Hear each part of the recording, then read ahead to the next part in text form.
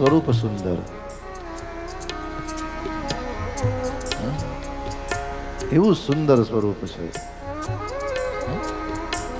સચ્ચિદાનંદ રૂપાય, જેનું સ્વરૂપ સુંદર છે. વિશ્વોત્પત્યાદિ હેતવે,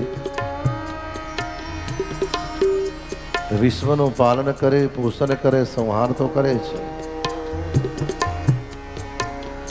એ શું છે? એ ભગવાનનો સ્વભાવ છે. જેનું સ્વરૂપ સુંદર છે, જેનો સ્વભાવ સુંદર છે. કેવો સ્વભાવ છે? વિશ્વનું પાલન કરે, વિશ્વનું પોષણ કરે, વિશ્વનો સંહાર કરે. કરતા હું છું, અન્ય કરતા હું છું, અકર્તા હું છું, અન્યથા કરતા હું છું. અને સ્વભાવ એવો સુંદર છે, કરતા કરતા છતાં પણ કાંઈ કરતો નથી.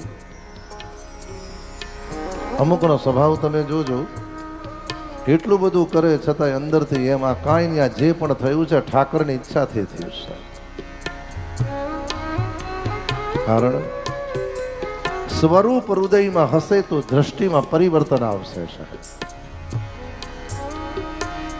કોઈ પણ ભગવાનના સ્વરૂપને ભાગવતજી કહે છે હૃદયમાં સ્થાપિત કરો. શ્રીમદ ભાગવતનો પ્રથમ શ્લોક વૈષ્ણવો તમને માનસી પૂજા કરવાનો બોધ આપે છે. કદાચ કઈ ના કરી શકો તો માનસી પૂજા કરશો તોય તમારું કલ્યાણ થશે. સ્વરૂપને હૃદયમાં ધારણ કરો મહારાજ. જેને સ્વરૂપને હૃદયમાં ધારણ કર્યું છે, ભાગવતજી કહે છે જેનું સ્વરૂપ હૃદયમાં ધારણ કરો છો તમારો સ્વભાવ એવો થાય છે. જોજો તમે, ઘરમાં એક વ્યક્તિ ક્રોધિત છે અને ક્રોધિત વ્યક્તિને ઘડીએ ઘડીએ યાદ કરો છો એટલે થોડાક સમયમાં તમારો સ્વભાવ એના જેવો થઈ જાય છે. ઘરમાં કોઈક શાંત વ્યક્તિ છે એને તમે ઘડીએ ઘડીએ યાદ કરો છો, થોડાક સમય પછી તમારો સ્વભાવ એના જેવો થઈ જાય છે.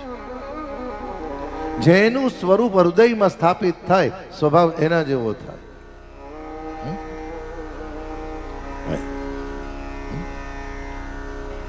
ભગવાનના સ્વરૂપને હૃદયમાં સ્થાપિત કરો. જેના સ્વરૂપનું ચિંતન કરો છો, ઈયળ ભમરીનું ચિંતન કરતા કરતા થોડાક સમયમાં ઈયળ મટીને ભમરી થઈ જાય છે.